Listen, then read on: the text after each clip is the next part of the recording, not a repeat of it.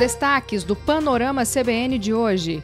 Semadem diz que avisou o governo de São Paulo e Prefeitura de São Sebastião sobre risco de desastre 2 dias antes. O número de mortos na tragédia no litoral paulista subiu para 54. Uma decisão judicial autoriza o governo do estado a remover pessoas de locais de risco, mesmo contra a vontade delas. A Imperatriz Leopoldinense é a grande campeã do Carnaval 2023 no Rio de Janeiro. A Verde e Branca de Ramos chegou ao 9º título da história apenas um ano depois de voltar ao grupo especial. E Polícia Federal abre inquérito para investigar assassinato de vereadora Marielle Franco. A ação atende a um pedido do ministro da Justiça, Flávio Dino. Panorama CBN. Olá, seja bem-vindo e bem-vinda à edição da noite do Panorama CBN desta quarta-feira de cinzas, dia 22 de fevereiro de 2023. Eu sou Bárbara Falcão e vou te contar em menos de meia hora as principais notícias de hoje. Nesta quarta-feira, muitos turistas que estavam na região do litoral norte de São Paulo, em São Sebastião, deixaram o local. Apenas 2 estradas seguem com bloqueios totais, um trecho da Rio Santos, na altura da Praia Preta, no quilômetro 55, e outro da Mogi Bertioga, em Biritiba Mirim, onde o trabalho deve durar pelo menos 6 meses. Vários trechos de rodovias têm bloqueios parciais, e hoje também foi implantada a Operação Subida na rodovia dos Tamoios, com 3 faixas liberadas para a subida da serra, ou seja, para quem sai do litoral. Até o momento, foram contabilizadas 54 mortes, sendo 1 em Ubatuba e 53 em São Sebastião. 6 corpos foram encontrados hoje. Mais de 2.500 pessoas seguem fora de casa. No 4º dia de buscas, infelizmente, é cada vez mais difícil encontrar pessoas com vida. Foi o que disse o comandante Araújo, do Canil da Guarda Civil Metropolitana de São Paulo. 4 cães farejadores da corporação trabalham nas buscas, mas enfrentam dificuldades por causa da lama, dos riscos de deslizamentos de terra e também por conta do calor. Muito complicado para chegar no local, muito barro, vai até a canela aqui, é muito difícil até para os cães fazerem esse trabalho. Ontem também, aqui em São Sebastião, estava muito sol, a temperatura estava muito elevada. O cão cansa muito rápido, Nesse serviço de detecção.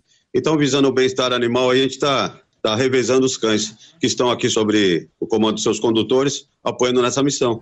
A ministra do Meio Ambiente, Marina Silva, sobrevoou hoje a área afetada junto com o governador de São Paulo, Tarcísio de Freitas. Em entrevista ao CBN Brasil, Marina disse que trabalha na elaboração de um plano de prevenção aos eventos extremos causados pelo aquecimento global. O projeto conta com a parceria do Ministério da Ciência e Tecnologia e do Centro Nacional de Monitoramento e Alertas de Desastres Naturais, o Semadem. Segundo ela, a ideia é propor uma legislação inovadora, como a antecipação do estado de calamidade em regiões com recorrência de problemas climáticos. É para que você tenha recursos mais céleres, contratação de intervenções de infraestrutura mais célere, não contingenciamento desses recursos e poder ter esses planos sendo executados ao longo de toda uma gestão para poder fazer a transição, inclusive mudando, o plano diretor das cidades. Marina Silva também disse que as cidades precisam adotar uma cultura de política pública que leve em consideração os alertas do Semadem. O centro faz a identificação das precipitações, além de emitir diversos alertas. Nós temos uma situação em que a população que estava nas áreas de risco não foi removida a tempo. E isso precisa mudar. Essa cultura de considerar os alertas do Semadem tem que ser estabelecida em todas as prefeituras dos mais de 1.800 municípios em que esses eventos extremos são recorrentes. E a fala da ministra Marina Silva faz todo sentido. Sabe por quê? O Semadem disse que o governo do estado de São Paulo e a prefeitura de São Sebastião foram avisados com 2 dias de antecedência sobre o risco de desastre na cidade em razão dos fortes temporais. A CBN, o diretor do CEMADEM, Oswaldo Moraes, explicou que o centro emitiu um alerta para os órgãos públicos ainda na quinta-feira e que o aviso citava diretamente a Vila do Saí, onde depois mais de 30 pessoas morreram. Essa foi uma das áreas mais atingidas. O CEMADEM fez uma descrição do cenário, da onde poderiam acontecer esses eventos extremos a partir de sábado. A Defesa Civil de São Paulo estava representada e o CEMADEM deu um indicativo dos locais onde o desastre poderia acontecer. E o CEMADEM chamou a atenção para essa região do litoral norte de São Paulo. O coordenador da Defesa Civil de São Paulo, Coronel Engel Ricardo Pereira, confirmou que recebeu o aviso, mas disse que o órgão fez uma intensa comunicação de risco para alertar as pessoas. É difícil para nós, é um desafio para a Defesa Civil. Muitas vezes você chovendo na madrugada, você fala para a pessoa que tem que sair da sua casa, a pessoa não sai. Eu tenho pessoas que vieram agradecer por a gente ter avisado, ter noticiado, e a comunicação de risco foi intensa.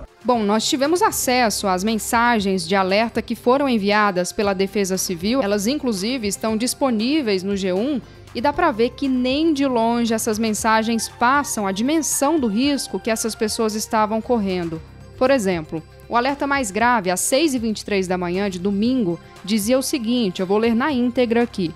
Chuva persistente no litoral norte, tem vento e raios, atinge cidades vizinhas. Em caso de inclinação diferente dos muros, saia do local. Nessa hora, às 6h23 da manhã, já havia mortos e desaparecidos. E mesmo assim, essa mensagem sequer cita a possibilidade de deslizamentos. A Prefeitura de São Sebastião também publicou um alerta nas redes sociais, mas isso foi às 7 da manhã de domingo, quando também já não era possível fazer muita coisa. E na fala do Coronel Engel, ele alerta para um outro ponto muito importante: as pessoas que não querem sair de suas casas, ainda que estejam correndo risco. Por isso, após um pedido do governo, a Justiça concedeu um liminar para que o Estado possa remover moradores das áreas de risco em São Sebastião. O governador Tarcísio de Freitas disse que essa será a última opção. Ontem, a gente na Barra do Saí, uma senhora chorando me aborda e diz o seguinte: meu pai não quer sair da casa, a nossa casa vai cair. Me ajuda a convencer meu pai. E a gente tá lá tentando convencer o pai dela a sair. Um pouco mais tarde, a gente estava em Juqueí já fazendo na Praia Preta, na verdade, na entrada da Praia Preta, fazendo ali a remoção do material para a rodovia. Tem duas casas que estão em situação crítica, vão cair, o caseiro está lá. E o caseiro não quer sair. E aí a gente então entrou com essa ação na Justiça para isso. A gente vai tentar convencer, vamos usar todos os argumentos, vamos tentar acolher, vamos tentar mostrar que eles vão ser abrigados, vamos mostrar que a gente vai proteger o patrimônio, que a gente vai garantir a segurança. Em último caso, a gente vai fazer a remoção. Nós temos feito uma cobertura muito intensa do desastre aqui na CBN, com muitas entrevistas, reportagem no local. Eu até te convido a acessar o nosso site e conferir todo esse material. E eu trago aqui para você, na edição da noite do Panorama, os pontos principais, o resumo do dia. E tem uma outra questão muito relevante em todo esse contexto, que são as ocupações irregulares. O prefeito de Bertioga, ele é presidente do consórcio intermunicipal turístico Circuito Litoral Norte de São Paulo, o Caio Mateus. Ele afirmou ao Jornal da CBN que o governo do estado precisa auxiliar os municípios da região na fiscalização e no monitoramento de áreas de ocupações irregulares. Ele disse que a pressão por invasão em todo o litoral paulista é muito grande. A Polícia Florestal aqui da região, ela tem um efetivo muito pequeno. Então, é necessário sim, para evitar novas invasões, esse fortalecimento por parte do Estado na Polícia Florestal, enfim, aumentando o número de efetivo. O ministro de Portos e Aeroportos, Márcio França, também falou com a CBN hoje sobre o assunto e ele disse que a valorização imobiliária empurrou parte da população de São Sebastião, no litoral norte de São Paulo, para as encostas de morros. Ele disse que as autoridades deveriam evitar as ocupações, mas que é difícil encontrar áreas planas na região para ofertar aos atingidos. Quando tira a pessoa de lá, leva para onde? Se não tem uma outra casa para morar, enfim. São Sebastião é bem estreito, São vários bairros como se fossem cidades isoladas, Há algumas áreas mais planas, mas são raras. Inclusive do ponto de vista de escrituração, documentação, praticamente ninguém tem escritura definitiva lá, porque são todos terrenos assim, muito próximos em relação ao mar, né? O ministro Márcio França destacou ainda que os deslizamentos de terra não foram ocasionados apenas por construções irregulares e culpou também o alto volume de chuvas pela tragédia. Nós já sabemos que esse volume de chuva foi recorde, não apenas para a região, mas também considerando dados de todo o Brasil. E hoje a Climatempo divulgou mais um número do volume total de chuva no litoral paulista no mês de fevereiro. A maior parte foi no último fim de semana. Em Bertioga, na praia de Guaratuba, foram 834 milímetros de chuva até ontem. Em São Sebastião, em todo o mês de fevereiro, até o dia 21, choveu 779 milímetros. Só para se ter uma ideia desse volume, ao longo de todo o verão de 2021/2022, foram 651 milímetros de chuva em São Sebastião, ou seja, menos do que choveu nesse mês de fevereiro até agora. E, infelizmente, como a gente já falou aqui no Panorama, a previsão é de que continue chovendo nos próximos dias. Além de São Paulo, outros 15 estados brasileiros têm municípios em situação de emergência por causa das chuvas. Os eventos extremos, infelizmente, estão cada vez mais frequentes. Segundo o Serviço Geológico do Brasil, pelo menos 4 milhões de brasileiros vivem em áreas de risco. O órgão, que é ligado ao Ministério de Minas e Energia, já identificou mais de 13 mil áreas de risco, sendo que 4 mil são de risco muito alto. Esse número, no entanto, é ainda maior, já que municípios importantes do Rio e de São Paulo não entram nesses dados porque o mapeamento é feito por equipes próprias. Mimoso do Sul, no Espírito Santo, está entre essa estatística. No fim de janeiro, 10% da população ficou desalojada com fortes chuvas. Rio Negrinho, no norte de Santa Catarina, também está dentro desses números. A cidade teve várias ruas alagadas após as chuvas de janeiro. E é bom lembrar que boa parte da ajuda para esses municípios vem do governo federal, principalmente após a decretação de estado de calamidade ou de emergência. Quando há esse reconhecimento, a prefeitura pode pedir dinheiro para auxiliar as vítimas ou restabelecer serviços essenciais, como fornecimento de energia e coleta de lixo. E uma notícia de hoje que tem relação também com esse dado é que o presidente Lula se encontrou com ministros de pastas estratégicas para debater medidas que possam ampliar a força-tarefa para socorrer as vítimas, principalmente de São Sebastião, que tem a situação mais crítica nesse momento. Essa reunião ocorreu após o governo federal ter liberado a transferência de 7 milhões de reais para a cidade. E outro assunto que ainda preocupa o governo e que foi também tema dessa reunião é a estiagem que afeta o sul do Brasil. Mais 7 cidades do Rio Grande do Sul tiveram situação de emergência reconhecida pelo governo federal nesta quarta-feira. Ao todo, 317 municípios decretaram emergência devido à falta de chuva. O governo também destinou 4,5 milhões de reais para ações de defesa civil em cidades da Bahia, Minas Gerais, Espírito Santo e Rio Grande do Sul. Só o Rio Grande do Sul, que enfrenta a estiagem, vai receber mais de 960 mil reais. Ministros vão visitar o estado amanhã para definir ações prioritárias na região. Agora uma pequena pausa no noticiário para um recado do patrocinador deste podcast. O Banco BV é uma das maiores instituições financeiras do país em ativos e atua nos segmentos de varejo, corporate and investment banking, asset management e private banking. Em sua estratégia, reúne a solidez dos bancos tradicionais com o mindset dos digitais. Acreditando na força do esporte como elemento de transformação social, o Banco BV, desde 2018, gerencia uma plataforma de esportes composta por renomados atletas brasileiros de diferentes modalidades na concepção e estruturação de seus institutos sociais. A implementação e acompanhamento de cada um dos projetos tem gerado um impacto direto na vida de crianças e jovens em situação de vulnerabilidade. Conheça outras atuações do banco na busca pela transformação social, acessando bv.com.br/sustentabilidade. Siga também nas redes sociais, @BancoBV. Panorama CBN. De volta ao noticiário, na última semana eu te contei aqui no Panorama que a Polícia Federal ia fazer parte de uma força-tarefa para ajudar nas investigações da morte da vereadora Marielle Franco e do motorista dela, Anderson Gomes. E hoje a PF abriu um inquérito para investigar o caso. Essa investigação foi aberta a pedido do ministro da Justiça, Flávio Dino, que confirmou em uma rede social. Marielle e Anderson foram mortos em março de 2018 no Rio de Janeiro e o crime permanece ainda sem a identificação dos mandantes. Flávio Dino afirmou que o objetivo é ampliar a colaboração federal com as investigações sobre a organização criminosa que perpetrou os homicídios.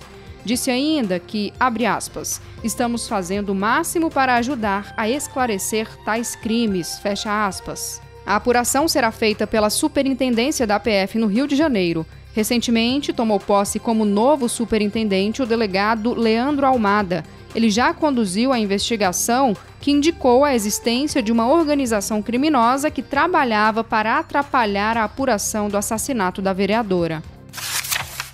Te conto agora que o governo federal estuda pagar um valor extra para famílias com mais crianças e adolescentes no novo formato do Bolsa Família a ser relançado nos próximos dias. Esse valor seria além do adicional de R$ 150 para domicílios com criança até 6 anos de idade, que foi prometido pelo presidente Lula durante a campanha.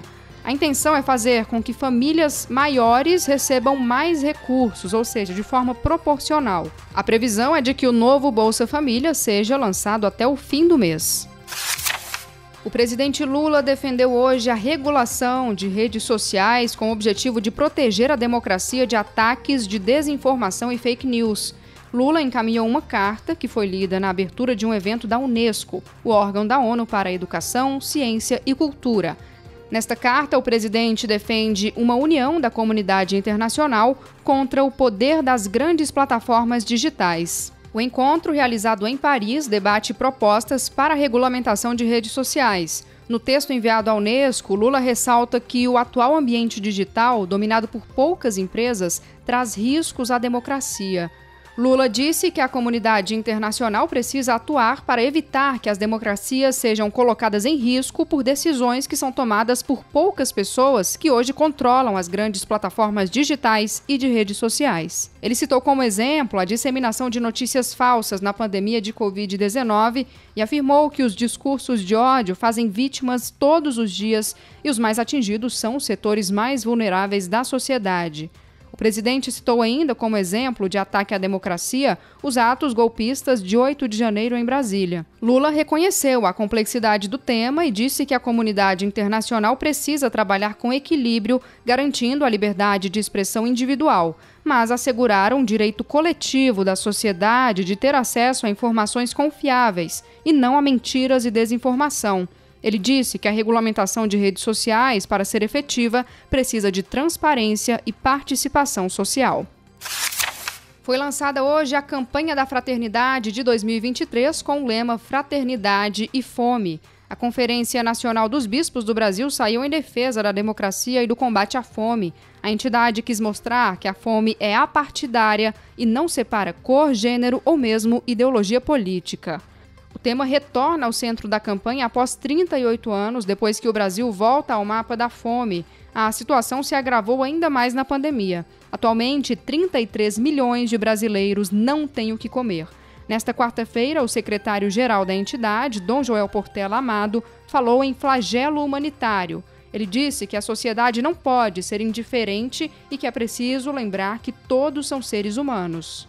A fome não distingue idade, gênero, crença, ideologia ou qualquer outra condição. A fome atinge seres humanos, interpela todas as consciências, questiona todos os argumentos e põe no chão todas as justificativas. Buscamos um Brasil onde a democracia seja respeitada, defendida. E a campanha da Fraternidade nos recorda que segurança alimentar e democracia andam juntas, de mãos dadas. Dom Joel também cobrou a ação do Estado e disse que não pode haver omissão ou indiferença. Defendeu que aqueles que foram eleitos pelo povo também hajam. O tom foi o mesmo adotado pelo Papa Francisco, que enviou uma mensagem aos brasileiros. Ele cobrou ações concretas e emergenciais do poder público para tirar os milhões de brasileiros da situação de insegurança alimentar. Vamos entrar agora em um noticiário um pouquinho mais leve. Vamos falar de cultura. Enquanto muita gente foi para as ruas curtir o carnaval, pular carnaval, curtir a folia com música, com bloco, com trio, teve gente que aproveitou o feriado para ir ao cinema. E sabe qual foi o filme que os brasileiros mais viram durante o carnaval? O filme Homem-Formiga e a Vespa. De acordo com a empresa Comscore, 1.160.000 pessoas assistiram ao longa nos cinemas entre quinta e terça-feira. A produção da Marvel superou o Gato de Botas 2, visto por 275 mil espectadores. Avatar ficou em terceiro lugar. O cantor e compositor Paul McCartney vai participar de uma das faixas do novo disco dos Rolling Stones. A informação foi divulgada pelo jornal inglês The Guardian, citando um representante da banda britânica. Segundo essa fonte, McCartney toca baixo em uma das músicas do álbum que tem lançamento previsto para o fim do ano. Os Rolling Stones não lançam um disco novo desde 2005, então a expectativa é muito grande. Pelos cantos do sertão, vagueia, vagueia, tá qual barro feito à mão, misturado na areia. Pelos cantos do sertão, vagueia, vagueia, tá qual barro feito à mão, misturado na areia. A Imperatriz Leopoldinense é a grande campeã do Carnaval 2023 no Rio de Janeiro. A verde e branca de Ramos chegou ao 9º título da história, apenas um ano depois de voltar para o grupo especial.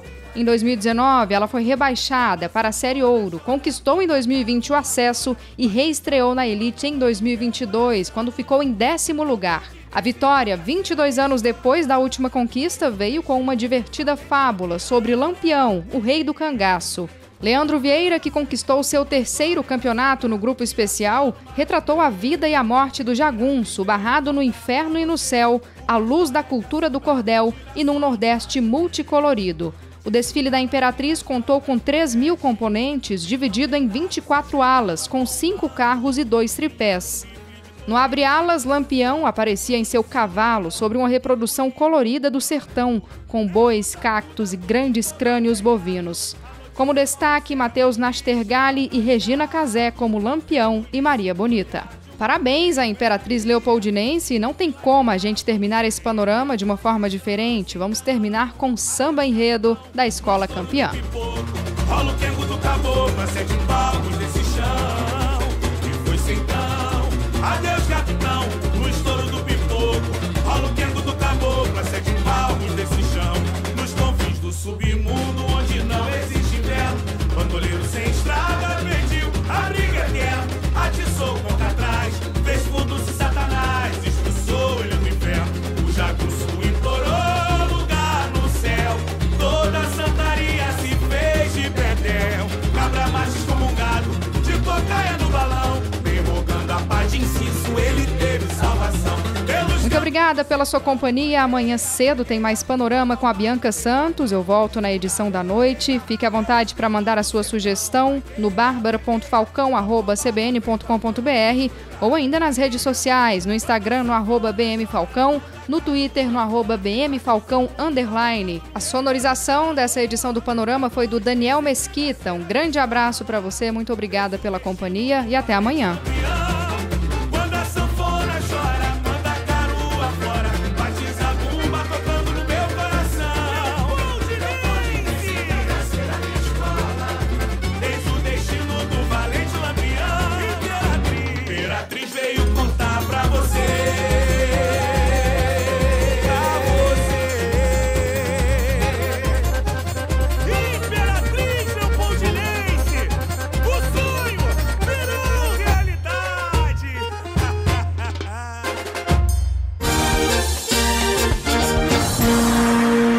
Panorama CBN. As principais notícias do dia em menos de meia hora.